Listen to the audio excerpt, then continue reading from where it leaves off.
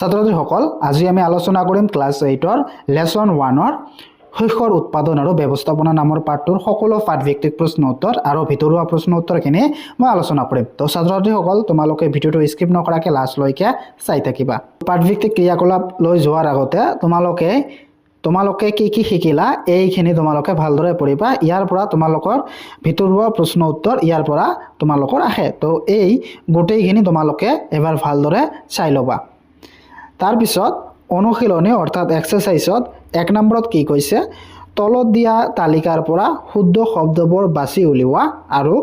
খালী ঠাই পূৰ্ণ কৰা। তো ইয়াৰ এত কি কৈছে, এইবিলাক শব্দ দি তোমালোকক এই খালী ঠাইবিলাক পূৰ কৰিব লাগে। তো ইয়াৰ কোৱেশ্চন এত কি কৈছে, একেবিধ উদ্ভিদ এখন ঠাইত অধিক পৰিমাণে গজালে বা খেতি কৰিলে তাক কি বুলি কোৱা হয়। তো উত্তৰত তোমালোকে লিখিবা শস্য বুলি কোৱা হয়। তাৰ পিছত বিধ কি কৈছে, শস্য সিঁচাৰ আগতে মাটিডৰা ডেশ হয়। তো কি হয়, শস্য চপোৱাৰ আগতে মাটিডৰা চহোৱা হয়। তো তোমালোকে খালী ঠাইত কি লিখিবা, খালী ঠাইত লিখিবা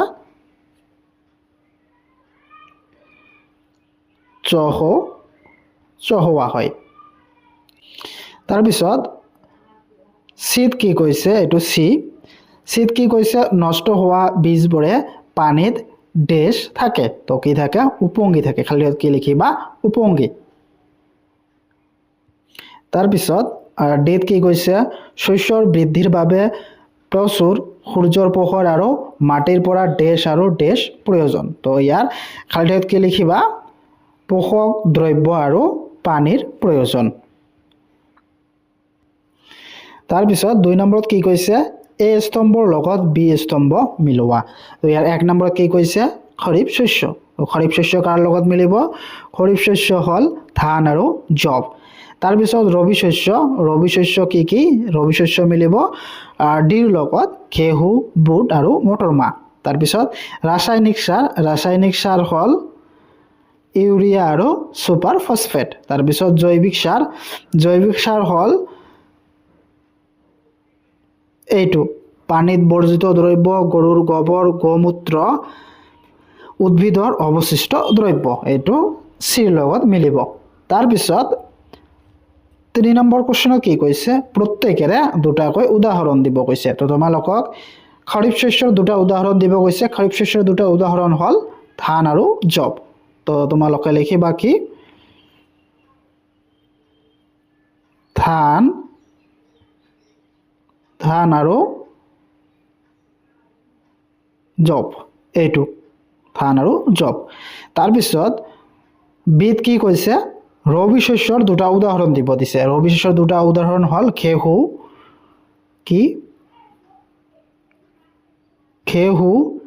আৰু বুট। এই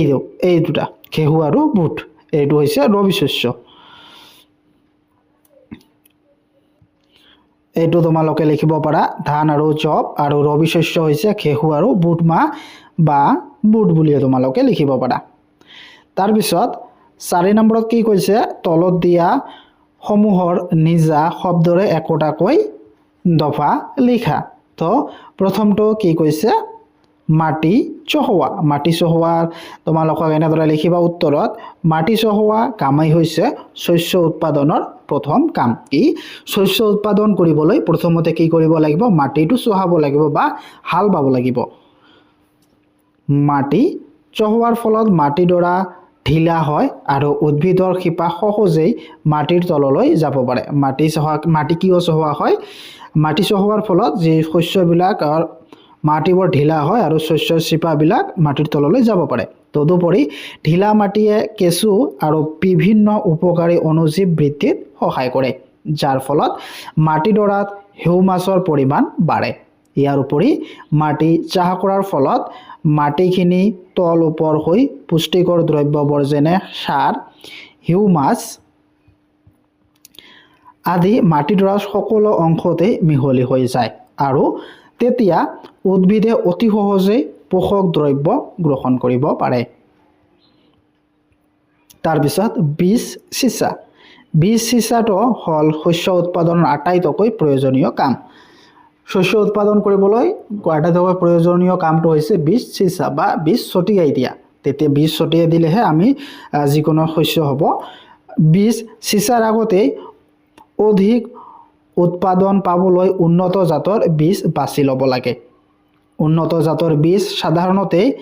চাফাকৈ ৰখা তথা নিৰোগী ভাল শস্যৰ পৰা গঠোৱা হয় সাধাৰণতে আমাৰ পথাৰত এবিধ পৰম্পৰাগত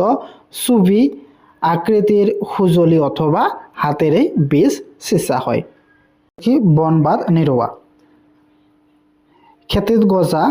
অলাগতিয়াল উদ্ভিদসমূহক অপতৃণ বোলে এই অপতৃণবোৰ অতৰোৱাকে বনবাদ নিৰোৱা বোলে কি আমি যে যিকোনো শস্য খেতি কৰোঁ এই শস্যবিলাকত কিছুমান অলাগতিয়াল ঘাঁহ আৰু এইটো শস্যৰ কাৰণে অপকাৰী কিছুমান ঘাঁহ বা উদ্ভিদ গজে এই উদ্ভিদবিলাকক উঠাই দিয়া বা নিৰোৱা কাৰ্যকে কি বুলি কোৱা হয় বনবাদ নিৰোৱা বুলি কোৱা হয় এই অপতৃণবোৰ মাটিৰ পৰা পানী পোষক দ্ৰব্য আদি আহৰণ কৰি শস্যৰ বৃদ্ধিত প্ৰভাৱ পেলায় এই বনবিলাকে বা এই শস্যৰ যি অলাগতিয়াল উদ্ভিদসমূহ আছে এই কি কৰে শস্যৰ বৃদ্ধিত প্ৰভাৱ পেলায় কি শস্য বৃদ্ধি কৰিবলৈ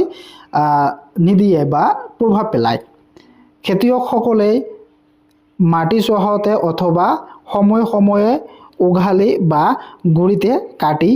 এই অপতৃণসমূহ নাশ কৰে তদুপৰি বীজ সিঁচা যন্ত্ৰ অথবা অপতৃণনাশক বা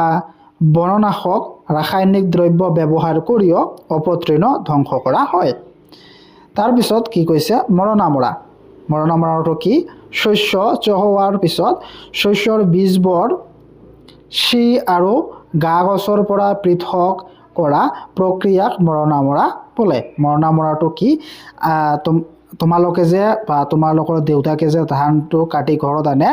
এই ঘৰত আনি এই ধান গছৰ পৰা এই ধানটো কি গুচাই অনা বা গুচাই কোৱাটো ভুল হ'ব এই ধান গছৰ পৰা এইটো পৃথক কৰাকে কি বুলি কোৱা হয় মৰণা মৰা তোমাৰ আজিকালি যে ট্ৰেক্টৰেৰে কি কৰে মৰণা মৰে এই ধানৰ গছটো বেলেগ ফালে যায় আৰু এই ধানটো বেলেগ হৈ যায় ইয়াকে কি বোলে মৰণা মৰা বোলে গৰু ম'হ ট্ৰেক্টৰৰ দ্বাৰা মৰণা মৰা হয় আজিকালিতো ট্ৰেক্টৰৰ দ্বাৰাই মৰণা মৰা হয় কিন্তু আগতে গৰু আৰু ম'হৰ দ্বাৰাই মৰণা মৰা হৈছিল ক্ষুদ্ৰ খেতিয়কসকলে এটুকুৰা সৰু চোতাল দৃশ্য ঠাইত বা দিয়া যন্ত্ৰৰ সহায়ত সি পতনৰ পৰা বীজ পৃথক কৰে আধুনিক পদ্ধতিত শস্য চপোৱা আৰু মৰণা মৰা দুয়োটা কাম কম্বাইন মেচিনৰ দ্বাৰা কৰা হয় আজিকালি কি শস্য চপোৱা বা শস্য কটা আৰু মৰণা মৰাটো একেটা মেচিনৰ দ্বাৰা কৰা হয় যাক কি বোলে কম্বাইন মেচিন বুলি কোৱা হয় আজিকালি এইবিলাক মেচিন অসমত অলপ কম দেখা যায় কিন্তু পাঞ্জাবত আজিকালি এইবিলাক মেচিন দেখা যায় যিটোৱে ধান কাটা বা যিকোনো শস্য কাটা আৰু মৰণা মৰা দুটাই একেলগে কাম কৰে তাৰপিছত 5 নম্বৰত কি কৈছে জৈৱিক সাৰৰ লগত ৰাসায়নিক সাৰৰ প্ৰভেদ কি বৰ্ণনা কৰা তো ইয়াৰ উত্তৰ তোমালোকে লিখিবা 1 নম্বৰ কিটো হৈছে কি ৰাসায়নিক সাৰ এবিধ অজৈবিক লৱণ আনহাতে জৈৱিক সাৰ এবিধ প্ৰাকৃতিক দ্ৰব্য গৰু ম'হ ছাগলীৰ গোবৰ মানৱ বৰ্জিত দ্ৰব্য উদ্ভিদ অৱশিষ্ট দ্ৰব্যৰ পচন ঘটি জৈৱিক সাৰ প্ৰস্তুত হয় এটো দ্ৰব্য বানানটো ভুল হৈ আছে দ্ৰব্য এনেকা হ'ব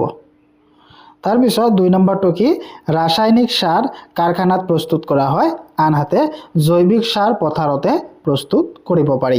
3 নম্বৰটো হৈছে ৰাসায়নিক সাৰে মাটিত হিউমাছ যোগান ধৰিব নোৱাৰে আনহাতে জৈৱিক সাৰে প্ৰচুৰ পৰিমাণে হিউমাছ যোগান ধৰিব পাৰে তাৰপিছত 4 নম্বৰটো কি এটো দ্ৰব্য বানানটো ভুল হৈ আছে এনেকা হ'ব দ্ৰব্য ৰাসায়নিক সাৰে দ্ৰব্য ৰাসায়নিক সাৰে উদ্ভিদৰ পোষক দ্ৰব্য নাইট্ৰজেন ফসফৰাছ আৰু পটাছিয়াম প্ৰচুৰ পৰিমাণে যোগান ধৰিব পাৰে আনহাতে জৈৱিক সাৰত উদ্ভিদৰ প্ৰয়োজনীয় পোষক দ্ৰব্য এইটো দ্ৰব্য বনাম ভুল হৈছে তুলনামূলকভাৱে কম থাকে তাৰপিছত 6 নম্বৰ প্ৰশ্নত কি কৈছে জলসিঞ্চন কি পানী সংৰক্ষণ কৰা জলসিঞ্চনৰ দুটা পদ্ধতি বৰ্ণনা কৰা তো ইয়াৰ উত্তৰ তোমালোকে লিখিবা সময়ত বিভিন্ন ব্যৱধানত শস্যৰ পথাৰত পানী যোগান ধৰাকে জলসিঞ্চন বোলে পানী সংৰক্ষণ কৰা জলসিঞ্চন দুটাৰ পদ্ধতি হল এক পানী ছটিওৱা ব্যৱস্থা এই পদ্ধতিত পানীৰ পৰিমাণ কম থকা অসমান ভূমিৰ বাবে অধিক উপযোগী পানীত অহা মূল নলীডালৰ আগমূৰত এক নিৰ্দিষ্ট দূৰত্বত এডাল ঘূৰ্ণনশীল বিন্ধা থকা নলী লম্বভাৱে থাকে পাম্পৰ চাপযুক্ত পানীত যেতিয়া মূল নলীডালেৰে প্ৰবাহিত হয় তেতিয়া কি হয় ঘূৰ্ণনশীল বিন্দাৰে পানী জোৰেৰে ওলাই যায় বৰষুণৰ পানীৰ দৰে ছটিওৱা ওপৰত পানী ছিটিকনি পৰে পানী ছিটোৱা পদ্ধতিৰ বলিয়া মাটিৰ বাবে অতি উপযোগী তো এইবিলাক তোমালোকে সাধাৰণতে চাহ খেতিত তোমালোকে দেখিব পাৰিবা চাহ খেতিসমূহত লম্বা পাইপ দিয়া থাকে তাত এইটো পানীটো ঘূৰি ঘূৰি ছটিয়াই দিয়া হয় গোটেইখিনি জায়গা সমানভাৱে পৰে যেনেকৈ বৰষুণ পৰে ঠিক তেনেদৰে এই পদ্ধতিটোৰ এই ব্যৱস্থাৰ দ্বাৰা এনেকুৱা কৰা হয় তাৰপিছত 2 নম্বৰ পদ্ধতি হ'ল পানী নিগৰুৱা ব্যৱস্থা এই ব্যৱস্থাত পানী নিগৰাই টপ টপকৈ উদ্ভিদৰ গুৰিত পেলোৱা হয় সেয়ে এই ব্যৱস্থাক পানী নিগৰুৱা ব্যৱস্থা বোলে ফলৰ গছ বাগিচা আৰু ডাঙৰ গছত পানী যোগানৰ ই এক উত্তম ব্যৱস্থা এই ব্যৱস্থাই উদ্ভিদক টপ টপকৈ পানীৰ অভাৱ থকা ঠাইৰ বাবে এই ব্যৱস্থা আশীৰ্বাদ স্বৰূপ তাৰপিছত 7 নম্বৰ প্ৰশ্নত কি কৈছে বৰ্ষা ঋতুত যদি ঘেহু সিঁচা হয় তেতিয়া কি হ'ব আলোচনা কৰা কি কৈছে বৰ্ষা দিনত যদি ঘেহু ছটিওৱা হয় বা ঘেহুৰ খেতি কৰা হয় তেতিয়া কি হ'ব তো ইয়াৰ উত্তৰ তোমালোকে লিখিবা বৰ্ষা বা খৰিফ ঋতুত যদি ঘেহু সিঁচা হয় তেন্তে ইয়াৰ বীজবোৰ ধ্বংস হৈ যাব কি বৰ্ষা সিজনত বা বৰষুণ দিয়া সিজনত যদি খৰিফ শস্যবিলাক সিঁচোৱা হয় বা ৰোপণ কৰা হয় বা খেতি কৰা হয় তেন্তে এই বীজবোৰ বৰষুণৰ কাৰণে ধ্বংস হৈ যাব ঘেহুৰ বাবে প্ৰয়োজনীয় সময় হৈছে শীতকালৰ তুলনাত বৰ্ষা তথা গ্ৰীষ্মকালত উষ্ণতা আৰ্দ্ৰতা বৰষুণ আৰু মাটিৰ পোষক দ্ৰব্যৰ তাৰতম্য অধিক সেয়েহে বৰ্ষা ঋতুত ঘেহু সিঁচাটো উচিত নহয় তোমালোকে নিশ্চয় গম পাইছা এইবিলাক খৰিফ শস্যবিলাক বৰ্ষাৰ সময়ত এইবিলাক কৰিলে বীজবিলাক পানীৰ কাৰণে নষ্ট হৈ যায় সেই কাৰণে এইবিলাক খৰালি সিজনত কৰা হয় খৰালি সিজনত তাৰপিছত 8 নম্বৰ প্ৰশ্নত কি কৈছে একে লেঠাৰিয়ে শস্য উৎপাদন কৰিলে মাটিডৰাত কেনে প্ৰভাৱ পৰে বৰ্ণনা কৰা তো ইয়াৰ উত্তৰ তোমালোকে লিখিবা একে লেঠাৰিয়ে শস্য উৎপাদন কৰিলে মাটিডৰাত পোষক দ্ৰব্য যেনে পটাছিয়াম ফসফৰাছ নাইট্ৰজেন আদিৰ পৰিমাণ কমি যায় এইবোৰ পদাৰ্থ উদ্ভিদ তথা শস্যৰ বৃদ্ধিৰ বাবে অতি প্ৰয়োজনীয় একে লেঠাৰিৰে খেতি কৰি থকাৰ ফলত হোৱা পোষক দ্ৰব্যৰ নাটনিৰ বাবে শস্য বৃদ্ধিৰ বাধাপ্ৰাপ্ত হ'ব আৰু উৎপাদন হ্ৰাস পাব তাৰপিছত কি কৈছে 9 নম্বৰ প্ৰশ্নত অপতৃণ কি সিহঁতক কেনেকৈ নিয়ন্ত্ৰণ কৰিব পাৰি অপতৃণ কি যিকোনো খেতিত বা যিকোনো শস্যত কিছুমান ঘাঁহ বননি অপতৃণ বুলি কোৱা হয় কাৰণ এইবিলাকেই এই শস্য উৎপাদন বা বৃদ্ধিত নিয়ন্ত্ৰণ কৰে অৰ্থাৎ বৃদ্ধিত বাধা দিয়ে যিবিলাক উদ্ভিদে বা ঘাঁহে শস্য উৎপাদন বা খেতিত বাধা দিয়ে তাক আমি কি বুলি কওঁ অপতৃণ বুলি কওঁ তো তোমালোকে উত্তৰত এনেকৈ লিখিবা খেতি পথাৰত গজা কিছুমান অলাগতিয়াল যিবিলাক অলাগতিয়াল আমাৰ বাবে ক্ষতিকাৰ বা শস্যৰ বাবে ক্ষতিকাৰক সেই উদ্ভিদসমূহক অপতৃণ বোলে এই অপতৃণবোৰ মাটিৰ পৰা পানী পোষক দ্ৰব্য আদি আহৰণ কৰি শস্যৰ বৃদ্ধিত প্ৰভাৱ পেলায় এইবিলাকে মাটিৰ পৰা পানী আৰু পোষক দ্ৰব্য শোষণ কৰি শস্যৰ বৃদ্ধিত বাধা প্ৰদান কৰে খেতিয়কসকলে মাটি চহাওঁতে অথবা সময়ে সময়ে উঘালি বা উঘুৰিতেই কাটি অপতৃণসমূহ নাশ কৰে তদুপৰি বীজ সিঁচা যন্ত্ৰ অথবা অপতৃণনাশক বা বননাশক ৰাসায়নিক দ্ৰব্য ব্যৱহাৰ কৰি অপতৃণ ধ্বংস কৰা হয় তাৰপিছত 10 নম্বৰ কোৱেশ্চন কি কৈছে তলত দিয়া বাকচসমূহ এনেদৰে সজোৱা যাতে কুঁহিয়াৰ উৎপাদনৰ এখন ক্ৰম তালিকা পোৱা যায় তো প্ৰথমে হ'ব মাটি চহোৱা তাৰপিছত পথাৰত হাল বোৱা তাৰপিছত বীজ সিঁচা বা ৰোৱা তাৰপিছত সাৰ প্ৰয়োগ কৰা তাৰপিছত হল জলসিঞ্চন তাৰপিছত খেতি চপোৱা তাৰপিছত চেনিৰ কাৰখানাত শস্য পঠোৱা তো এনেদৰে হ'ব 1 নম্বৰ হ'ব মাটি চহোৱা 2 পথাৰত হাল বোৱা 3 হল বীজ সিঁচা 4 হল সাৰ প্ৰয়োগ কৰা 5 হল কি জলসিঞ্চন অৰ্থাৎ পানী দিয়া তাৰপিছত 6 হল কি 6 নম্বৰত কি লিখিবা খেতি চপোৱা তাৰপিছত 7 নম্বৰত হ'ব চেনিৰ কাৰখানালৈ শস্য পঠোৱা তো এনেদৰে ক্ৰম অনুসাৰে তোমালোকে সজাবা তাৰপিছত 11 নম্বৰত কি কৈছে তলত দিয়া সংকেতৰ সহায়ত শব্দ শৃংখলসমূহ পূৰ্ণ কৰা পথালিকৈ গুটি 4 নম্বৰত মাহ জাতীয় উদ্ভিদৰ শিপাৰ টেমুনাত থকা বেক্টেৰিয়া আৰু তললৈ কি হ'ব পথাৰত পানীৰ যোগান ধৰা ব্যৱস্থা 3 শীতকালত খেতি কৰা শস্য 4 এবিধ ৰাসায়নিক সাৰ আৰু 6 হৈছে চপোৱা শস্যৰ পৰা বীজ পৃথক কৰা তো এইবিলাক তোমালোকে এই দুটা তোমালোকক পথালিকৈ লিখিব লাগে আৰু এই দুটা তললৈ লিখিব লাগে তোমালোকে এনেদৰে লিখিবা কেনেদৰে তো পথালিকৈ